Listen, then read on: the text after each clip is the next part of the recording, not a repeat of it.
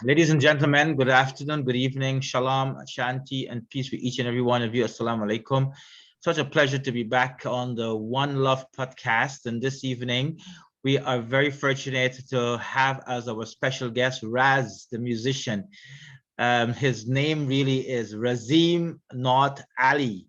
And from that, you understand right away that there is some interfaith, multiracial, multi-faith background, and we will hear more about that from him today. But it's a pleasure to have you, Raz. And how have you been during the COVID? Thank you for having me. Alhamdulillah. It's been different, I guess. I started working on right when COVID started. I started working on my debut album, so it was kind of good for me, alhamdulillah, to kind of isolate and write and work on music. But I mean, it's been a change. It's been a change, especially with doing shows, and I was doing a lot of performances, and then everything got canceled and switched up. So if you're in the music or performance or arts world at all, that was a big shift. But alhamdulillah, I was able to just focus on my album, so I had something to keep me going. Whereas I know some of my colleagues and the other people I work with in the industry, they had to completely shut down and kind of figure it out. So ups and downs, a little stressful here. Great in one aspect, stressful in other aspects. I'm sure not much different than people in other industries as well. Well, it's such a pleasure to know you. And I watched on your Instagram, your Linktree website. The last time I saw you perform was really a big hit. That was at the Young Street Performing Arts Center. You opened up for Hassan Minhaj, the American comedian. Yeah. And that was quite a performance. Then, of course, at the RIS conference, Halal Food Fest, and many other places in the community. So is this a full-time gig that you do? Does your music? Not yet. Not yet. A lot of people think it is. And I put a lot of work into it. Obviously, I've been doing it now for about 11 years. But it takes quite a bit of time and energy and effort and repeated successes to really turn it into something you can eat off of. So I still work full time, and all my extra time is spent working on music, working my way through the industry, and like trying to turn it into full time. I think now more than ever, as an independent artist, there's a lot of ways you can do it on your own and make it full time and not go to a record label or something like that. But almost, I'm hoping, inshallah, this year into next year that it'll be all I'm doing. But well, I hope that you get some Apple Music or Sony Music that will inshallah grant you. So tell me a bit about where you grew up and what was your childhood like, given the fact that you now are a young man and you have entered the music industry. I'm sure there must be something in your childhood that has inspired you for you to embrace music. Yeah, I grew up in Canada. I was born and raised in Canada, in Brampton. And I guess my parents, my mom's from Trinidad, my dad is from Guyana. And I guess growing up, my dad always had records, vinyl records in the house, everything from Bob Marley to Bob Dylan to all the soca hits, to everything across the board. I think he used to DJ when he was younger. So he had a big record collection, and we were always playing. Obviously, being from the Caribbean, in Trinidad and Guyana, music is a big aspect of life as well, big part of the culture. And so it was always around in the house. My older brother had a friend who was, when these softwares started coming out to make music on your computers, when I was in, I don't know, grade 7 or 8, so a long time ago, my brother's friend started recording and making music himself. And so with all the music around me in my household, and I'm the youngest of 3 boys, so with 2 older brothers getting the newest music that was out, and this would have been mid to late 90s into the 2000s. I had the influence around me, and then I had the inspiration from my brother's friend who was making music himself, and I was like, oh, this is cool. I started playing with it, producing a little bit, and it didn't really stick. I was in band. I played trumpet. I played drums. I was just around music. I wasn't taking anything too seriously, but always enjoyed it. And as I got into high school, I started writing more. I started writing a lot of poetry and spoken word, and continued playing through band. And it kind of evolved over time. So not until my second year at university did I start recording. So I was already into my 20s when I started recording and taking it seriously, and really making my own music. And some people, for those of you listening that might know, a lot of people who start in music and who are in the industry, they start at a really young age. Not everybody, but a lot of people, they've been around it, or they know somebody that's been in it.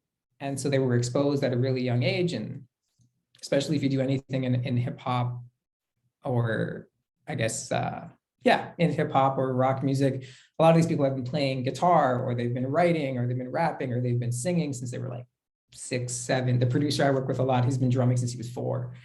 So it was kind of an evolution of like these different experiences with my household, being from Trinidad and Guyana, and having those influences, and then like culturally, and then getting to school and learning that I liked English, I liked writing, and that getting into it was like all compounded. And so I'd say I started a little late, I think, because it was a journey. It was really a journey to get there. It wasn't something I always It's knew. never too late. Yeah, exactly. And so it wasn't, I actually played a lot of sports. I played baseball at a provincial level. I played football over at Western when I was at university. I was all school and sports my entire life. So it was actually a big switch for me to go into music. Yeah, it wasn't something I like knew as a child. I'm going to do this. I'm going to be a singer. It wasn't like that for me. So you play baseball and football. Did you play cricket too? I played on the beach in Trinidad growing up every summer. That was pretty much it, though. That was pretty much it. So you grew up in Trinidad as well. You spent your summers there. Do you have any names that influence you? And do you have any inspiring story that growing up, maybe you remember you'd like to share, that shaped the person you are today? Yeah, interesting story. We were there once during Caravana, and my grandparents still live in St. Mary's Junction Junction, and their store, what used to be their general convenience store, was right on the road. So you could drive off the road into this little parking lot, and you were right at the door of the store.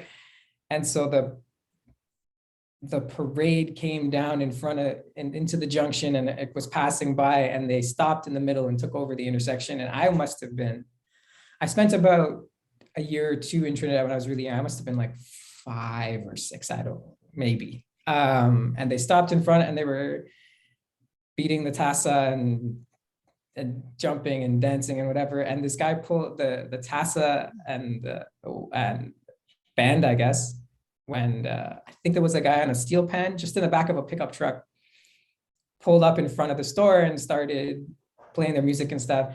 And I remember that my grandfather picked me up and put me in the truck with them. And they were like letting me beat the tassa and play some music. And my grandmother was freaking out because she thought they would just drive away with me, because the whole parade, I mean, if you've seen it at all, if you've been there at all, you know what it's like. The whole parade just keeps going. It doesn't wait for anybody. Yes. So I remember that was a very interesting experience that I only look back on later. And for some reason I remember it. I have that memory being in that. So you got inducted through a carnival. I guess so. And of course, your grandparents. So when you were going to school here in Canada, did you face any form of racism, discrimination that helped shape some of your lyrics and some of the songs that you've written? That's a good question. I think I didn't. I think in an offhand way, I did. I think people were always a little confused by me because they can't tell if I'm Indian. I'm sure a lot of West Indian people get this, but they can't tell if I'm Indian. They can't tell if especially when I grew my hair out. Some people think I'm from, I don't know, I've been asked if I'm from Iran, from Egypt, from India, so people get confused. So I feel like in an indirect way, I've experienced it. Actually, not as much at Western when I was in university, but when I was playing baseball, we would travel to the US a lot. So through high school, and in different parts of the US, well, a lot of the US at that time, especially playing baseball, there wasn't too many brown kids playing baseball at that level, especially Yes. at a pretty high level. So when we got down there, we had parents from this Texas team and other teams yelling at us from the stands and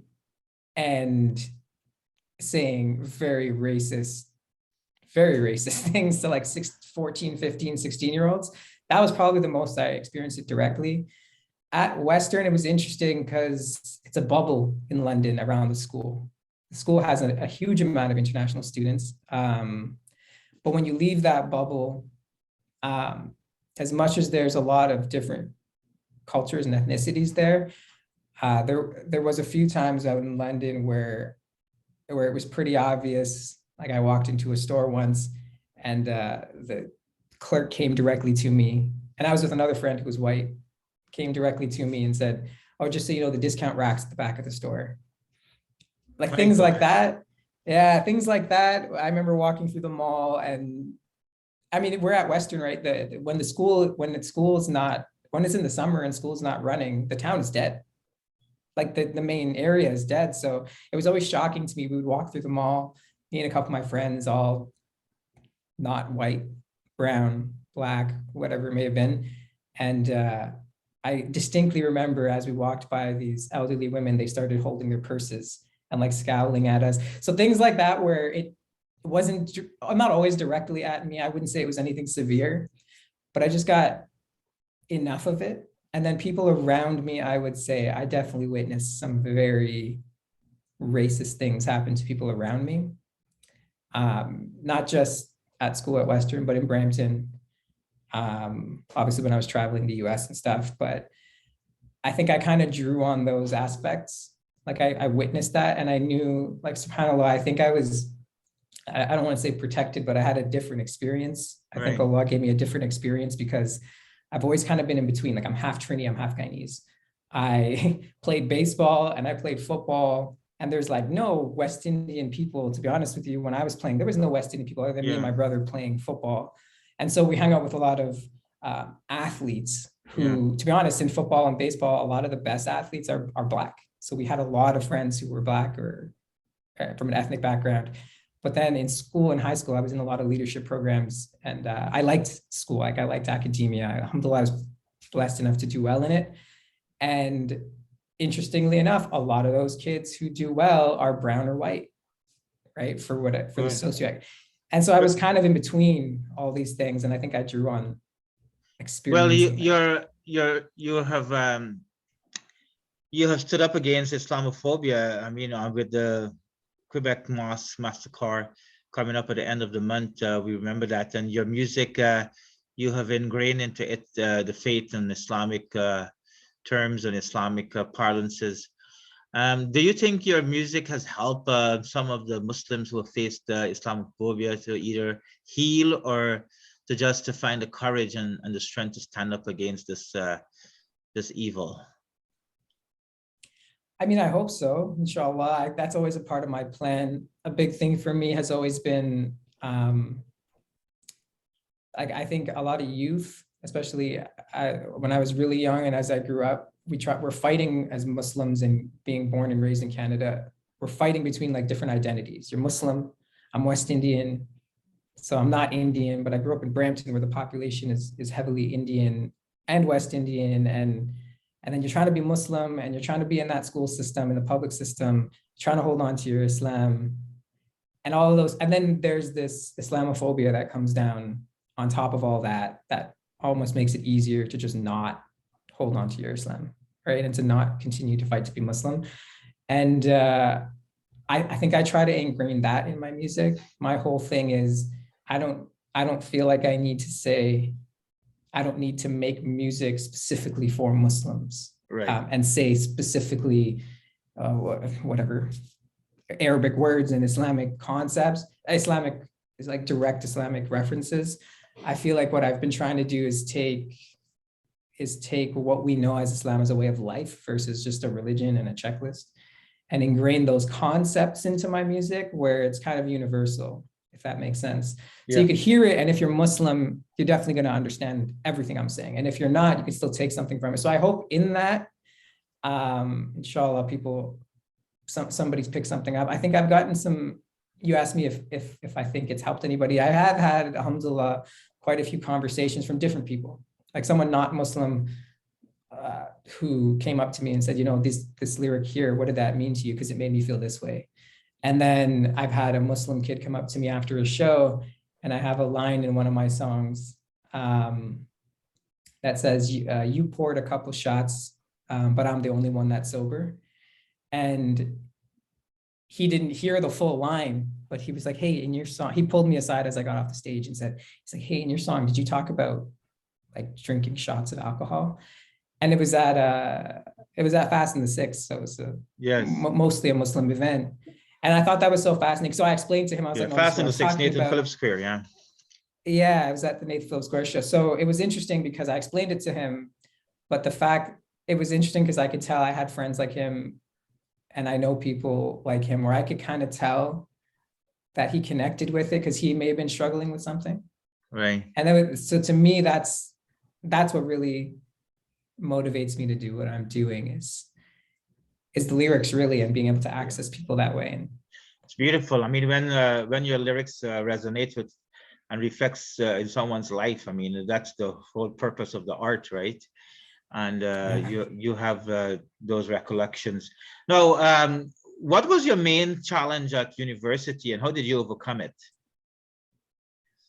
My main challenge was, alhamdulillah, I did well in school. Everybody was expecting me, as everybody, my parents and my family was expecting me to go to med school, to medical school. And that was the plan. So I stopped playing sports and I just focused on academia. And then at the same time, I started making music, and I started learning about who I was outside of just sports and school, because that's all I was doing up until I was 17. And I think the hardest thing for me wasn't actually, alhamdulillah, not school itself or friends or being at Western. I was actually, like, it's known as a party school or whatever. I didn't find it hard to navigate that. But what was difficult was me realizing, oh wait, I don't want to go to medical school. I want to work on music. And I slowly understood that I really like business. So I wanted to understand business better. And so that transition, where 18, 19 years of my life had always been academia. It had always been, oh, you're going to go to med school, or you're going to go to a professional program. And then in like my second year, it just flipped. Navigating that with my parents, with myself, because in my head, I knew myself one way, but I was becoming somebody else. And so as I was becoming that person, like learning who that person was, and then getting the confidence to take my music seriously. So I actually ended up turning down a doctorate program because I moved to Germany to go on tour. And that was the toughest road to get to, was to make the decision, like, well, I got into a doctorate, but I'm not going to go. I'm going to go move to Germany and just play music on a tour and see what happens. So I think navigating that with my parents, with myself, and then molding my Islam into that, all of that happened in my like third and second to fourth year of university. So that was probably the toughest thing. It's really transformational. Wow, incredible story. And you actually went on the road and you performed, and you continue to perform. So Naz, tell me, in your journey onto the music, did you find that there were obstacles in your path, and your faith was tested, and you really had to find meaning in your life, in your faith, deep down? You had to pivot to crawl out of that space and get to where you are today? Yeah, I mean, there's obviously on two fronts. When I first started making music, I wasn't writing the way I was writing right now, but I knew the artist that I wanted to sound like a Lauryn Hill, or just songwriters, John Mayer, and these types of writers who I really love the way they write, how they tell their stories. I knew I wanted to write that way. I knew I wanted to say something important in my music, but I wasn't making music like that. I was just making music with no purpose. And so the first thing was, at the time I started taking music seriously, I also realized, like, hey, every time I write a song and I release it, It's no longer mine. It doesn't belong to me. So I have people who have songs that they listen to in their workout playlist that I released 7 years ago that I don't even have. I don't even know where it is. So what I realized is when I put the music out there, it stays there.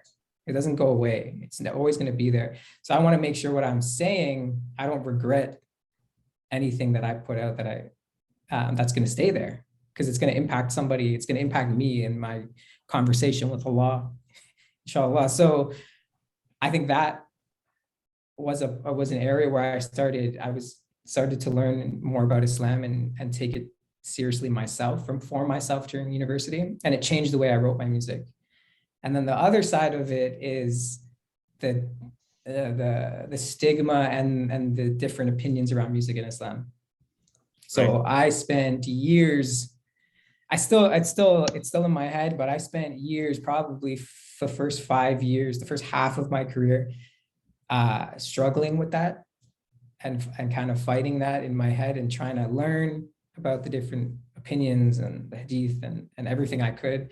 Sat in front of probably 15 to 20 different scholars from around the world that anybody I could speak to get their perspectives. And that was probably the toughest thing, was being okay with that in my heart and remembering like my intention with the music and my relationship with Allah and how I wanted to be as a Muslim.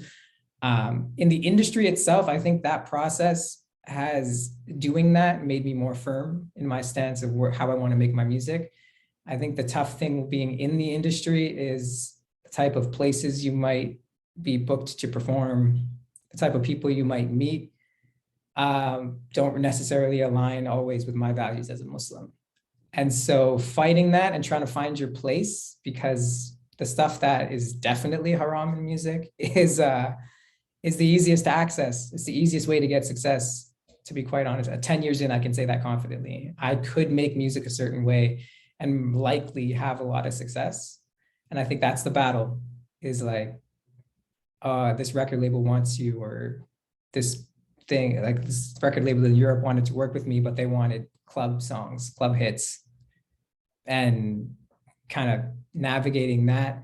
I've been able to stay out of it, but it's a struggle. It's a constant struggle. I think Cat Stevens has done a good job at being a role model, I suppose, for a person like yourself that has struggled about music, and now he has found that he's comfortable as a musician, as a mainstream. 100%.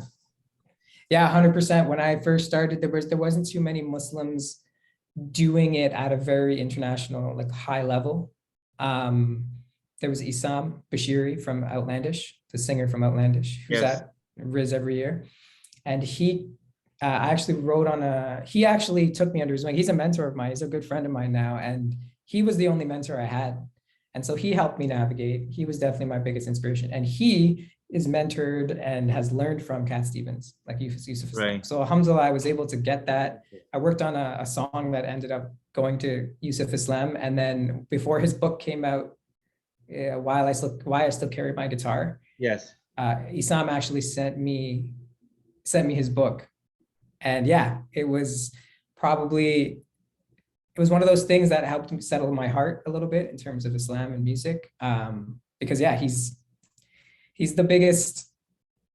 I mean, I don't know if a lot of youth know about him nowadays, but he's the biggest, he's the most groundbreaking artist, I think, for Muslim musicians. Because I mean, he gave up everything when he converted and then found his way back, right? So definitely I learned. It's interesting. It's funny that you asked that, because most people, I'm like, oh yeah, I got like feedback, or I got help from Isam and Cat Stevens. People are like, Cat Stevens, who's that?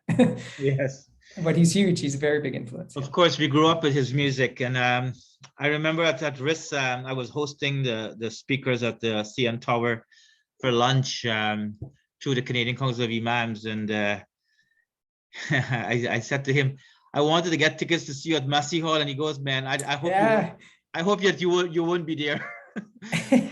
I tried to get tickets too. I couldn't. Yes. So of course, but one of our sisters, as I said earlier, she passed away, and Bibi Rakia Muhammad, she loved music. Today we want to make a prayer for her, but I would also like you to dedicate one of your songs. You said earlier you're going to share a piece of your music. So this can go to as a tribute to her. And then we will make a prayer for her before we come to the end. So go ahead and serenade her. Yeah, I mean, I can do, what I can do is a verse. I think it talks. So there's a song I have that, actually the most recent song I released is called Fireside. So it's on YouTube and everywhere you can find it. If you search Raz Fireside as one word, it'll come up.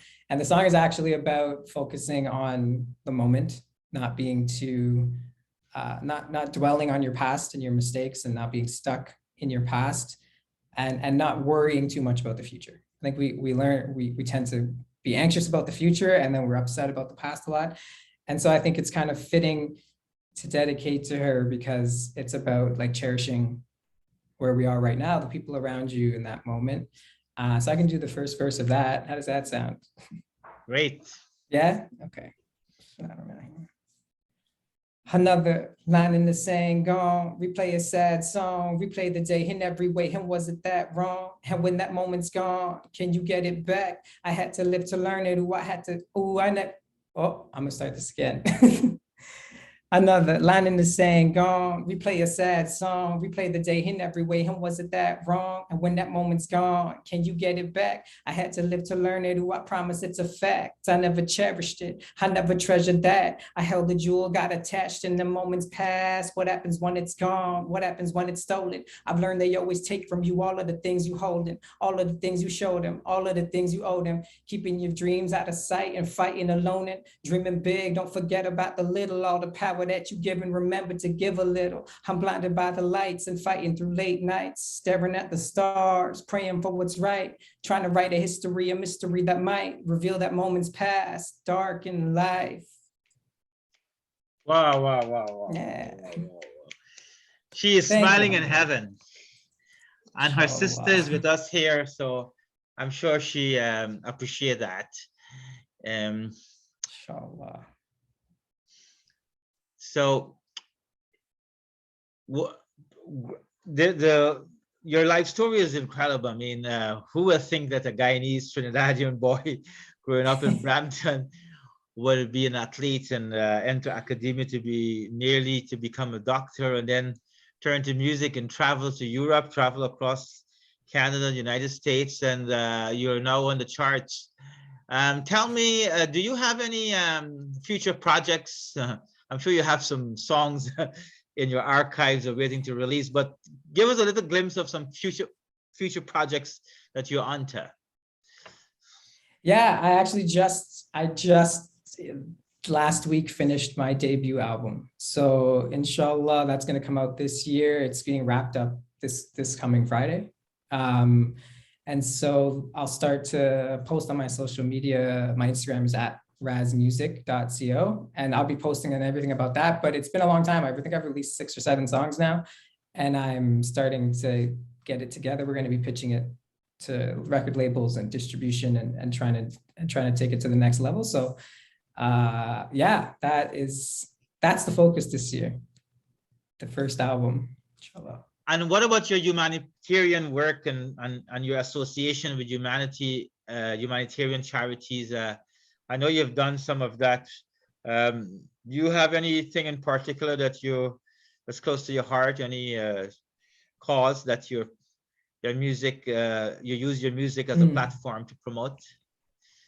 I wouldn't say I have one in particular just yet. I'm really involved, and I love the work that Penny Appeal Canada is doing. They've reached out to me quite a few times. I've worked with Project Ramadan, the Food Bank of Toronto and such.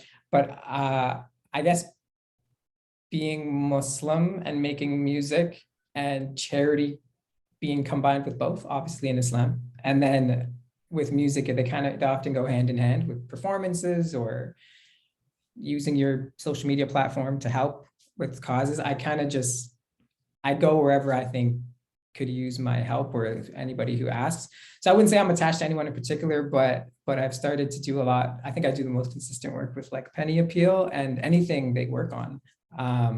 I've started more recently in the last, probably since COVID started, focusing a lot more on the GTA and Toronto. I know there's a lot obviously going on in the world, and everybody needs help in some way. And for the most part, like there's more, I guess you could say there's sometimes some more intense and more visually striking and upsetting issues in other places that we get through social media that I've always kind of like, I want to help there. And then I started during COVID, I think, to learn more about what's going on right in my neighborhood. And there's so much work to be done. So I'm just trying to attach myself, I guess, to things that are helping locally. Well, I'm happy that inadvertently you're associated with the One Love podcast. And as you know, we do the One Love table, giving out food hampers every month in Toronto. Yeah. This last weekend, we gave out 540 hampers to families across from Oakville to Whitby, from Vaughan to downtown Toronto. So I hope to catch you on one of our drives. Definitely. And that brings us close to our program. Ladies and gentlemen, we have been very honored to have with us tonight Razeem Nauth Ali, known as Raz, the musician. Catch him on Instagram, razmusic.co. And I have shared your link on my WhatsApp and social media, and I will share some more on this Friday when your music debut album comes out. I'd like to thank you everyone for joining us. I will end this, and then after that we will do the dua.